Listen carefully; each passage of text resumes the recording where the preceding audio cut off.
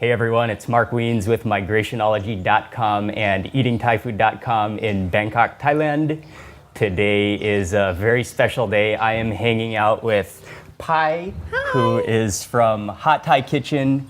She does Thai recipes, some amazing Thai recipes on YouTube. We've got a giant pla ka pong, which is a barramundi fish, and we are about to cook it up and make a dish called pla ka pong ng manaw, which is a steamed barramundi. So I'm gonna turn it over to Pai and she's gonna show us all how to cook it. So this dish is such a classic, right? You go to any seafood restaurants in Thailand and guaranteed it will be on the menu. Yes. But what's great about it also is that it's so easy. Okay. It's one of the easiest things to make and it looks impressive, and I love impressive things that look easy. Whenever Ying and I go to a seafood restaurant, it's one of our standard dishes that we order a lot. So I've included it in a lot of videos. And so I think it's a simple, but the flavors are just so fantastic. One of the main ingredients is garlic. It's got tons and tons of garlic. So Mark is gonna help me chop up a whole bunch of garlic here and just mince it. Okay, is that okay right there? Yeah, that's perfect. Like that? And then we'll just run the knife over it one more time. Okay. And then so while Mark is doing that, I'm gonna get the sauce started. And so one of the key ingredients for this sauce is the broth. So I've got some chicken stock here that I'm going to heat up, and the better the stock, the better the flavor, okay? So if you can get yourself a nice homemade chicken stock, that's what you want. So Mark, I'm gonna get you to help me light up the stove here. Let me do that for you. This is super cool, this street food cart. Whoa. Okay, perfect. All right, so in there is chicken stock, and I'm going to add some palm sugar. Now, you don't want this sauce to taste super sweet, but we're gonna be adding a ton of lime juice. So if you don't put any sugar at all, it can be a little sharp. So I like to round it off a little bit with some palm sugar. So I just wanna bring the broth to a boil and for the sugar to dissolve, and that's it. You wanna take it off heat right away because you don't want to reduce the volume of the sauce. Look how much garlic we have, and that's what we need. So actually, I'm gonna get you to dump that right in, so that into the broth right here, so that the garlic gets the heat of the broth will help infuse the garlic into the sauce, and it'll soften the sharpness of the garlic a little bit. The next thing we're gonna do is get some chilies chopped up, and this is Mark's favorite thing. So for this recipe, as many chilies as you like. So. How much would you like to add? I think we'll probably just use them all. Yeah, you can use them all. Go for it. Just use all of these here. So you take off the top. Okay. And so you want to get it into first thin slices like Mark is doing. And then you want to run your knife over it again. And then Mark's going to be careful not to rub his eyes with his hands afterwards. Yep, and that goes into the, that goes the garlic into here. Broth. Mm-hmm. All right. And now, of course, the next thing is fish sauce. Cannot have pa ng manaw without fish sauce. So I've got that, and of course, would you do the honor of the main ingredient? We've got a ton of lime juice over here. Okay. Go ahead and pour that in. And the whole thing. The whole thing? Yeah.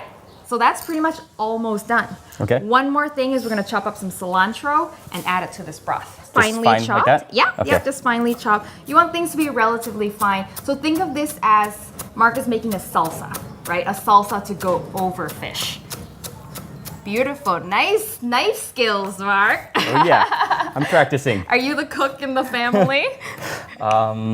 Occasionally. Okay, so that gets dumped into here. Okay. I always like to leave the cilantro last, let the broth cool a little bit so it doesn't wilt the cilantro too much. But a little bit of heat does help it infuse and the flavors come together. Okay, that's the broth. And now what you want to do though is taste it. And you want it to be a little stronger on the taste when you're tasting it because it's going to flavor the whole fish, right? Yeah, so I'm going to give this a taste first. I don't know about you, but I'm pretty happy with that. Do you want to give it a taste and let me know what you think? Oh, yes, I do. I like it. So you want this to be sour, okay? This is ng manaw. Manaw is lime. So this needs to be right, garlicky, spicy. Your senses should awaken as soon as you eat it. It's kind of like a cross between a sauce and a soup. Yes. Because it's like a sauce because it flavors the whole fish, but then you can also eat it like a soup. So it's the best of everything. But the sauce is ready, and so I think we're gonna move on now to the fish. My little trick, not everyone does this, is to put a little bit of lemongrass in the belly of the fish because it helps extra aroma, but what we say in Thai is dap cow, which means it takes away any fishiness or gaminess if you're dealing with red meat. So all these herbs are really good for that. Mark has given me this weapon. Do you want to do the honor? Sure. And smash the lemongrass? Okay. And that's gonna just bring out the full aroma and oils of that lemongrass, right? Absolutely. You can actually see that All juice the juice coming out of that. So now we have to deal with our monster of the day. Yeah. So when I do ปลากะพงนึ่งมะนาว it is about half this size. So especially with big fish like this, I like to score it. Okay. And scoring will open up the flesh, so when we pour the broth over it, it helps the broth go in and also helps it cook a lot faster. All right. So a smaller fish, you don't have to score. It's not as big of a deal, but with a big fish, you definitely want to. So right to the bone, and it'll also help so you go all the way down. I go all the way down because this is so thick. So you flip it, and then you do it the same way. And because you flipped it, it'll go in the other direction. All right. So that way it's you don't have like a piece of bone that's exposed on both sides, and then it'll overcook more quickly. So this helps the fish cook more quickly. And oh, don't forget, this is the only seasoning you're gonna put into the belly. 5 or 6. Yeah, I mean, and only the bottom portion of the lemongrass goes in. All right. Okay. Steaming time. Okay. So, Mark, talk about what we've got set up here. So we have a gas bottle which is hidden beneath in the street food cart, and then on top of the gas bottle there's we got a wok. There's some water boiling on the bottom. Just plain and water. then that's it's like a grill used for steaming. And the fish. That actually goes across the whole diameter of the wok. And this is a large sized wok. I know. Okay. So we'll close it. Okay. Put the lid on? Yep. Put the lid on and cook that until it's done. To seal in the steam, I might just put a wet towel all around it just to keep everything in. Okay. So we have to improvise a little bit with such a big fish. But for this one, I'm gonna guess about 15 to 20 minutes. The fish has been steaming for about 15 minutes, so we are gonna lift off the lid and check it out. Ooh. Oh yeah. Wow. That can be a Thanksgiving dinner for somebody. Yes. Okay, so the way to check is very easy. You just take a fork and lift the flesh, and if the flesh lifts up from the bone, then it's done. But if it's sticking a little bit, then it's not done, because when fish cooks, it goes from sort of sticky to flaky. We're gonna have to do a little bit of cooperation here. Makeshift plating here with such a large fish. Yes, so hold on. Before we do that, I'm going to prep the platter a little bit with Chinese celery. All right, 1, 2, 3. Oh, this will work. This will work. All right, Yay! perfect. Wow. All right, and so now we just put the sauce on the fish. Just take the herbs first and put it on top, so that way it just doesn't go all over the place, right? So there we go. Oh yeah. You can smell that already, right? Yeah, my mouth is actually watering right now. I'm doing something right.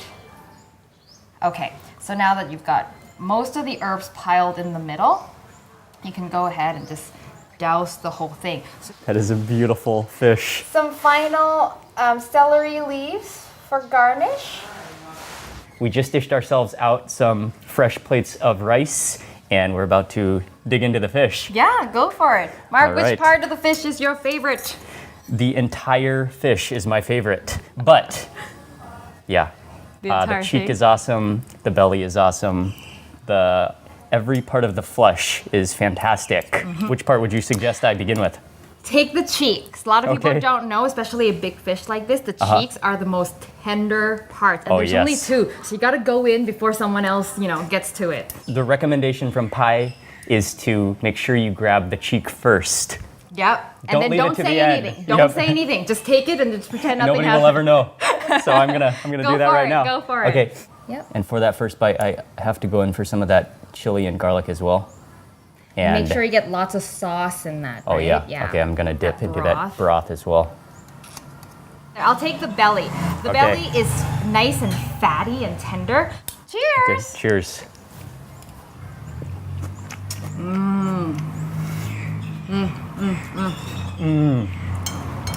Oh yeah. Oh, that is awesome. The cheek is so juicy and kind of like silky. I'm going in for that top fleshiness.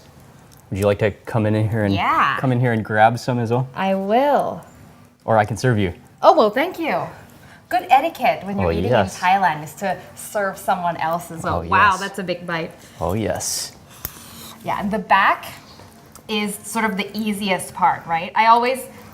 If I've got kids around, I always make sure the kids get the back part because there's not a lot of bones, so it's a safe spot. This time I'm going in on my rice, and yeah, it's a really fresh fish actually Extra as well. garlic.